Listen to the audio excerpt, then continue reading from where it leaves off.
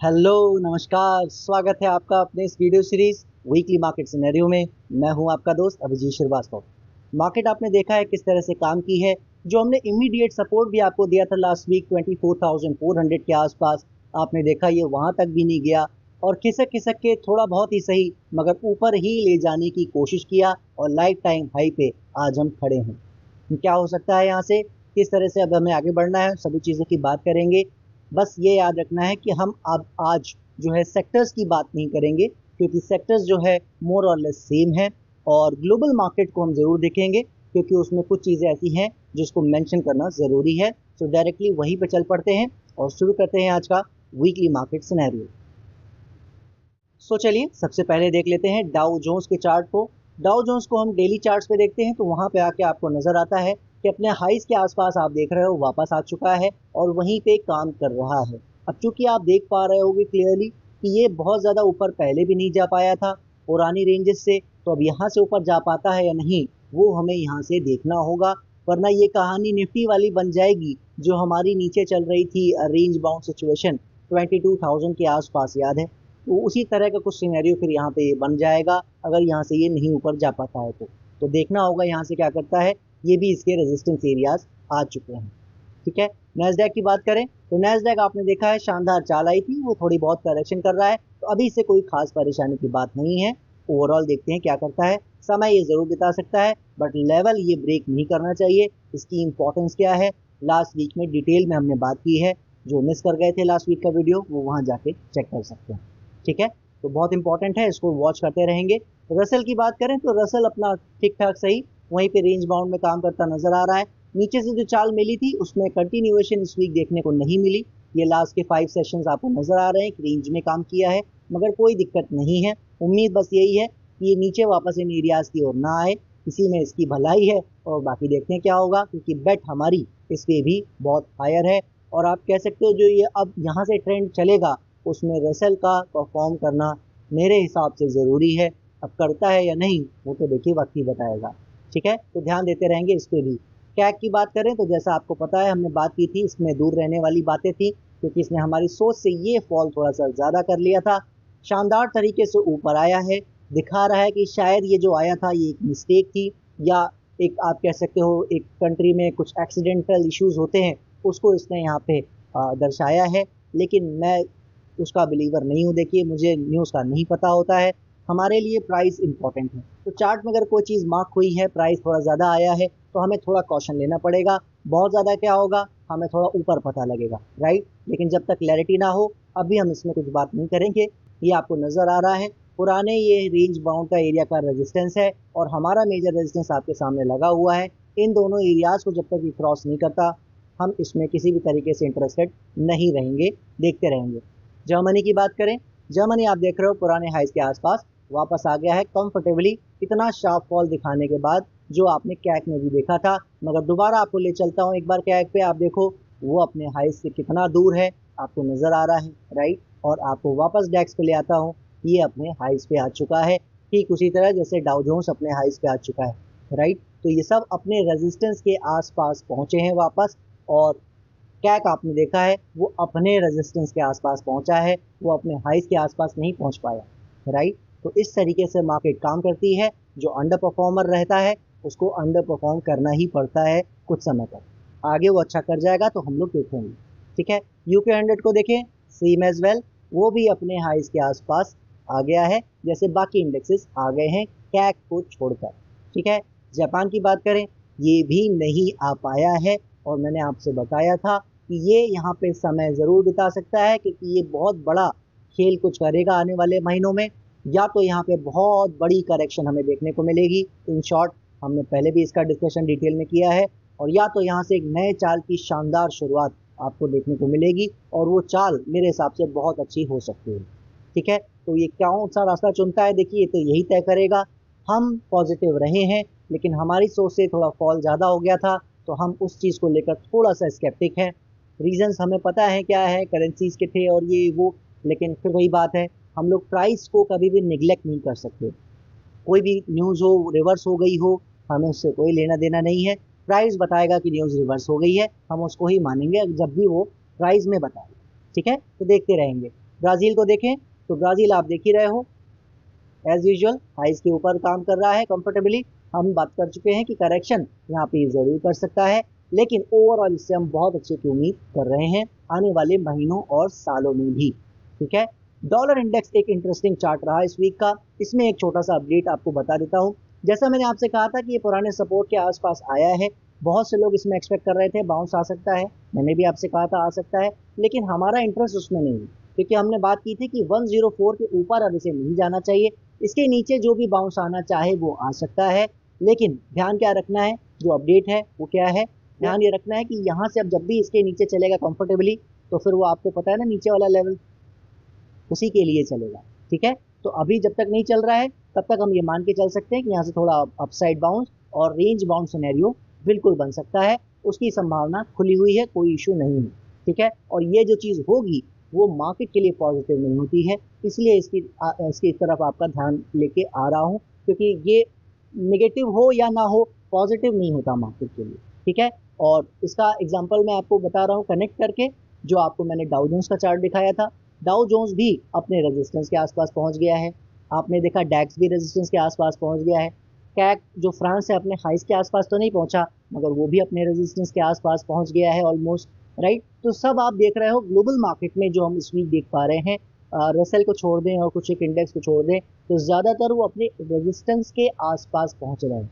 तो उसका मतलब क्या है, उसका मतलब सिंपल ये है कि यहाँ से अब फिर से आने वाले कुछ हफ्तों के लिए या तो करेक्शन बढ़ेगी इनमें, या तो ये नए चाल की ओर आगे बढ़ेंगे। वो अब कौन तय करेगा, मार्केट तय करेगी। तो ये उन एरियाज पे पहुंच गए हैं, इसीलिए ग्लोबल मार्केट को देखना ज़रूरी था, आपको जानना ज़रूरी था कि ग्लोबल मार्केट में ओवरऑल जो आप देख रहे हो ये सारा सिनेरियो, ये टोटल आप कह सकते हो सिंक हो चुका है। तो कहीं ना कहीं ये जो सिंकिंग हो रही है हर जगह पे कि यहाँ पे करेक्शन हो सकती है, इसकी प्रोबेबिलिटी बन रही है, तो वो करेंगे या नहीं वो वक्त बताएगा, मगर ये एरियाज इंपॉर्टेंट हैं, इसको डिनाई नहीं किया जा सकता। ठीक है, क्या इतने इंपॉर्टेंट है कि बहुत बड़ा टॉप या बहुत बड़ा बॉटम लग जाएगा, नहीं, ये सिर्फ उतने ही इंपॉर्टेंट है जो ये कुछ वीक से लेकर आप कह सकते हो 1-2 मंथ्स तक का इन्फ्लुएंस डाल सकते हैं, इतनी इनमें पावर है, इससे ज़्यादा नहीं है, ये मैक्सिमम बता रहा हूँ। ठीक है, मेरा अंदाज़ा ये है कि 1-2 वीक्स का बड़े आराम से इम्पैक्ट पड़ सकता है, यानी 1-2 वीक्स की रेंज बाउंड और वहाँ पे 1-2 वीक्स का करेक्शन एक्सटेंड हो सकता है, लेकिन इससे ज़्यादा मुझे अभी तो नहीं दिख रहा है। प्राइस का बिहेवियर जैसे जैसे आगे चलेगा उसकी बात करेंगे। ओवरऑल ग्लोबल मार्केट का जो आप कह सकते हो क्रक्स है इस वीक का, जो इंपॉर्टेंस है आपको अपडेट देने का, वो यही है। आ जाते हैं अपनी मार्केट पे वापस, और सबसे पहले देख लेते हैं 2 आवर चार्ट्स पे अपने स्मॉल कैप इंडेक्स को। स्मॉल कैप को देखते हैं तो आप देख रहे हो ऊपर ही काम कर रहा है, मैं पहले भी बता चुका हूँ, फिर से एक बार ये लाइन दोहरा देता हूँ। इंडेक्स को इसमें ज़्यादा देखना नहीं है, दिखाता सिर्फ इसलिए हूँ कि आपको ये याद रहे कि यहाँ पे अच्छा कर रहा है और यहाँ से अच्छा करने की उम्मीद भी है, और ठीक है, लेकिन अभी ब्रॉडर मार्केट साथ नहीं दे रही है इस इंडेक्स का। जब भी वो साथ साथ चलने लगेंगे हम उसकी बात ज़रूर करेंगे। ठीक है, अभी स्मॉल कैप और मिड कैप थोड़ा सा डाइसी सिचुएशन में है, वो थोड़ा बहुत करेक्टिव मोड में है, आराम के मोड में। ठीक है, तो वो अंडर परफॉर्मर बने हुए हैं इस वक्त, तो थोड़ा दूर रहने में ही एज ए ट्रेडर हमारी भलाई है। ठीक है, बात करें अगर जूनियर निफ्टी की, तो जूनियर निफ्टी आप देख रहे हो वो भी सेम बिल्कुल वैसा ही चार्ट है। यहाँ पे भी थोड़ा बहुत करेक्शन करना चाहे तो हो सकता है, मगर इससे भी हमें बहुत अच्छी उम्मीदें हैं। इसका चूंकि सारा कुछ है ही लार्ज कैप का मामला, तो यहाँ पे कोई दिक्कत नहीं है, ये चलेगा। सारे सारे तो नहीं कहना चाहिए, ज़्यादातर स्टॉक अच्छा परफॉर्म करते रहेंगे निफ्टी जूनियर के, ऐसी हमारी उम्मीद है। लेकिन बहुत अच्छी चाल आ चुकी है, तो ये याद रखना है, तो जब भी कुछ गड़बड़ होगी वो हमें पता लगेगा। और गड़बड़ का लेवल अब हमारा रिवाइज हो गया है, ये जो लोज लगे हुए थे दिस वन 70,500 600, इन एरियाज़ को अब हमें फॉलो करना है। जब तक इसके ऊपर है तब तक कोई दिक्कत नहीं है, इसके नीचे प्रॉब्लम शुरू हो जाएगी। ठीक है, तो इस पर ध्यान रखना है। इसके बाद आ जाते हैं वापस अपने बैंक निफ्टी के चार्ट पर, और उसको 4 आवर का कर देते हैं ताकि आपको थोड़ा सा ज़्यादा चार्ट नजर आए, क्योंकि डेटा यहाँ ज़्यादा हो गया है। बैंक निफ्टी में आप देख पा रहे हो ये जो एरियाज हमने बात की थी कि ये लोज जो हैं, एक्सेप्ट जो ये दिख रहा है डबल बॉटम छोटा सा, जो भी इसको फॉलो करता हो वो आप देख लो, ये नहीं कटना चाहिए एरियाज। हमने बात ये की थी डबल बॉटम का इंपॉर्टेंस इतना नहीं था हमारे लिए, मगर वो परफेक्टली आप देख रहे हो अभी तक काम कर रहा है अच्छे से। तो इसका मतलब क्या है, ये एरियाज हमारे लिए अब इम्पॉर्टेंट और हो गए हैं। तो अब मैं इसको यहाँ रिवाइज इस तरह से कर देता हूँ ताकि ये अब हमारे लिए जो प्राइस ने डिसाइड किया है, हमने 500 पॉइंट ऊपर ढूंढा था, जो लेवल था जब करेक्शन आई भी नहीं थी तब, राइट, वहाँ से 500 पॉइंट नीचे, 600 पॉइंट नीचे लो लगा गई मार्केट। अब हमने उसको रिवाइज कर दिया है, मार्केट ने बता दिया है कि वो एरिया इंपॉर्टेंट है, अब हमें इसको देखना है, इसलिए ज़्यादा हमारे पास कुछ स्कोप है ही नहीं नीचे देखने का। बहुत ही करीबी आपने देखा, हमने सपोर्ट दिया था, लकीली अभी तक काम कर रहा है, आगे करेगा या नहीं वो वक्त बताएगा। फिलहाल इसी के साथ साथ चलते रहना है बैंक निफ्टी में। आ जाते हैं अपने मेजर इंडेक्स निफ्टी के चार्ट पर। निफ्टी आप देख पा रहे हो, सो 2 आवर का कर देते हैं वापस, और आपने देखा है बहुत चाल नहीं आई, लेकिन इस वीक थोड़ा बहुत खिसक के लाइफ टाइम हाई की ओर तक पहुंची गया है, राइट, और आपको 25,000 का एरिया कंफर्टेबली पार करता नजर आया। 250 का भी हाई लग गया। अब कोई कह सकता है कि हमने जो रेजिस्टेंस दिया था 25,000 25,100 का, वो कट गया है, ये वो एरियाज थे, राइट। अब ये एरिया, इसके ऊपर ये सारा काम हुआ है, इसके ऊपर आप देख लो। और आप अगर हमारा चैनल फॉलो करते आ रहे हैं, हमारे वीडियोस देखते आ रहे हैं, तो आपको ये पता है कि इस तरह की चाल का ये जो मोमेंटम है, ये कैंडल्स हैं, इसका हमारी नज़र में ज़्यादा कोई खास मतलब होता नहीं। आपको पता है हमें कैरेक्टर और सस्टेनेबिलिटी चाहिए होती है, दोनों ही चीज़ अभी नहीं हो पाई, ठीक है। हाँ, हाई अच्छे लग गए हैं, तो अब जो इस वीक का छोटा सा अपडेट है उसको ध्यान से समझ लीजिए। यहाँ जिस तरह से ये पहुँच गया है, और इसके साथ साथ आपको नीचे भी दिखा दे रहा हूँ वॉल्यूम्स, ये जो आपको नज़र आ रहे हैं इस जगह पे, है ना, तो बहुत ज़्यादा स्पाइक हुए हैं वॉल्यूम्स में, बहुत अच्छा यहाँ पे एक हमें नज़र आ रहा है, एक अच्छा मोमेंटम दिखा है इस वॉल्यूम्स में, यानी कोई खिलाड़ी यहाँ पे एंटर हुआ है। अब वो लेने के लिए एंटर हुआ है या बेचने के लिए, ये तो वक्त बताएगा, लेकिन कोई नए खिलाड़ी की एंट्री हुई है यहाँ पे, और बिल्कुल ऐसी जगह पे हुई है जैसा मैंने आपको बताया था। ये एरियाज रेजिस्टेंस हैं, यहाँ से करेक्शन सितंबर की पूरी चल सकती है। अगर ये वापस आएगा तो जाहिर सी बात है सितंबर तक करेक्शन बढ़ जाएगी, लेकिन अभी तक आपने देखा है कुछ ऐसा नहीं नज़र आ रहा है। तो अपडेट यही है कि ये यहाँ तक जो पहुँच गया है, अब 100 पॉइंट या 50 पॉइंट तो मैं नहीं कह सकता, बट ये लिटरली ऐसी जगह खड़ा है जहाँ से इसे डिसाइड करना है कि ये पूरा सितंबर खराब करना चाह रहा है या यही थोड़ी बहुत छोटी मोटी करेक्शन करके वापस ऊपर चलना चाह रहा है आने वाले 1 से लेकर 2 वीक के अंदर अंदर। जी हाँ, यानी आप देख लोगे पहले 10, जो आप कह सकते हो 10 सितंबर से पहले पहले ये आपको नज़ारे या तो दिखा देगा ऊपर के, और या तो नज़ारे दिखा देगा नीचे के, इसकी संभावना ज़्यादा है, ठीक है। तो आप ध्यान रखो कि ऊपर का दिखाए या ना दिखाए, नीचे का नहीं दिखाना चाहिए, क्योंकि नीचे का दिखाते ही आप समझ जाना कि पूरा सितंबर फिर परेशानी में जा सकता है। उसके लिए क्या कोई लेवल दे सकते हैं, जैसे हमने आपको 24,400 का दिया था, बिल्कुल दे सकते हैं। ये जो आप देख रहे हो ना, ये जो चाल आई है, अब वैसे उस लेवल का कोई बहुत मीनिंग नहीं है, लेकिन अगर आप वैसे ध्यान से देखोगे तो एक ये हमारा जो है ना, ये एरिया, दिस वन, क्या है ये 24,800, बिल्कुल करीबी का आपको दे रहा हूँ, ये 24,800 का ये एरिया है।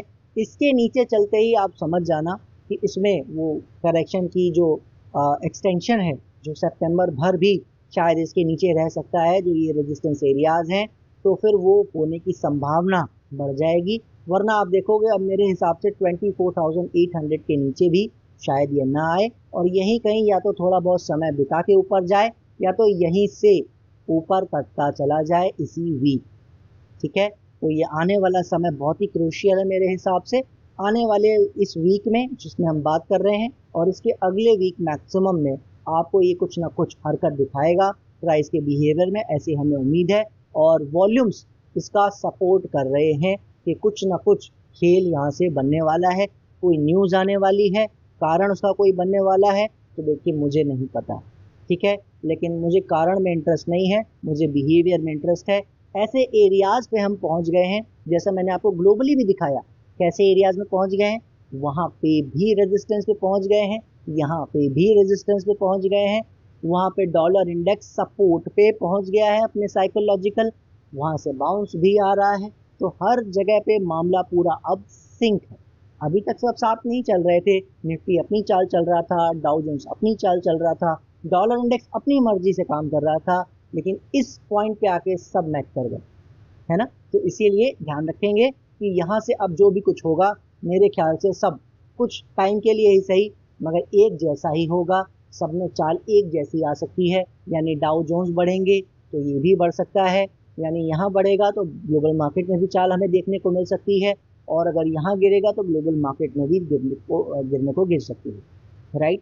तो अब आप सोच रहे होंगे कि हम यहाँ गिरने को पहले बोल रहे हैं और वहाँ बाद में। हमारा काम अलग चल रहा है, मैंने आपको पहले ही बताया था। इलेक्शन का ईयर था ये, और आपने देखा है किस तरह से हमारी मार्केट ने काम किया, आउटस्टैंडिंग परफॉर्मेंस दिखाई, जबकि डाउ जोन्स वो नहीं कर सका है। अब उनके यहाँ इलेक्शन नज़दीक है तो वो भी अपनी जर्नी खुद चलने वाले हैं, हमें उनके साथ बिल्कुल टो टू टो चलने की ज़रूरत नहीं है, ठीक है। लेकिन ये पॉइंट ऐसा है बस जहाँ पे कुछ चीज़ें साथ साथ चल सकती हैं, हम बस इतना मान के चल रहे हैं। तो ये एक ऐसा पॉइंट है जहाँ से सब कुछ या तो कुछ समय के लिए वापस से बिगड़ जाएगा, करेक्शन थोड़ी और हमें देखने को मिल जाएगी, वरना हम यहीं से आने वाले 5, 7, 10 सेशन में बढ़िया चाल देखने को मिल सकती है। और उसमें जैसा मैंने आपको बताया था, लार्ज कैप और बढ़िया तरीके से काम करने चाहिए। मिड कैप और स्मॉल कैप का मैं कुछ कह नहीं सकता, बस मैं यही कहना चाहूँगा, वो हो सकता है अच्छा कर जाए, वो हो सकता है ना करें, ठीक है। तो मैं उनके बारे में बस आप कह सकते हो न्यूट्रल हूँ कुल मिला के, क्योंकि मुझे वो अंडर परफॉर्मर की तरह नज़र आए हैं, और अब मुझे बताने की ज़रूरत नहीं है, उन्होंने आपको भी दिखा दिया है कि वो वाकई अंडर परफॉर्मर रहे हैं। कुछ एक स्टॉक अपनी चाल हमेशा से चलते आए हैं, वो आज भी चल रहे हैं, तो उनकी बात हम नहीं कर रहे हैं, ब्रॉड सेंस की बात कर रहे हैं। सो आई होप आप समझ गए होंगे, इसमें ज़्यादा कुछ इफ बट की ज़रूरत नहीं है। जो हमने सिनेरियोज़ की बात की थी सितंबर तक के लिए, उसमें बेस्ट केस सिनेरियो में चल रहा है ये, जैसा मैंने अभी तक आपसे कहा है कि उम्मीद यही है बेस्ट केस सिनेरियो में ही चलेगा। लेकिन लॉजिकल सिनेरियो भी अगर आ जाता था, यहाँ पे आ जाता है इस एरिया में सपोर्ट एरिया तक, तो हम उसको वो कॉम्प्रोमाइज़ वाला, याद है ना शब्द, उसी वर्ड पे फिर हम मान लेते कि हाँ वो एक कॉम्प्रोमाइज़ हो गया, कि चलो कुछ समय और बिता लो, अगर यहाँ पे थोड़ा बहुत प्रॉब्लम बढ़ी रही है, न्यूज़ थोड़ी निगेटिव ज़्यादा हो रही है, तो थोड़ा बहुत समय यहाँ और बिता लेते हैं। तो उस तरह का सिनेरियो अभी भी हो सकता है, याद रखिए, वो अभी बदला नहीं है। और आप समझ भी गए होंगे कि क्यों हमने सेक्टर्स को नहीं देखा, उनके चार्ट्स को नहीं देखा, क्योंकि अगर यहाँ से फॉल आएगी तो फिर सेक्टर्स में कोई अनोखा तो है नहीं कुछ, ज़्यादातर करेक्शन ही करेंगे, थोड़ा बहुत समय बिताएंगे, कुछ गिरेंगे, यही होगा, राइट। बहुत ज़्यादा फार्मा और आईटी ऐसे इंडेक्सेस हैं जो कई बार मार्केट गिरती है और वो नहीं गिरते हैं, तो उनमें ही ऐसा कुछ हो सकता है जो वो ना गिरे। अदरवाइज आप देखोगे ज़्यादातर सेक्टर गिर सकते हैं अगर यहाँ से करेक्शन आती है तो, ठीक है। तो इस चीज़ पे ध्यान रखेंगे। ऐसे पॉइंट पे हम वापस से पहुँच गए हैं।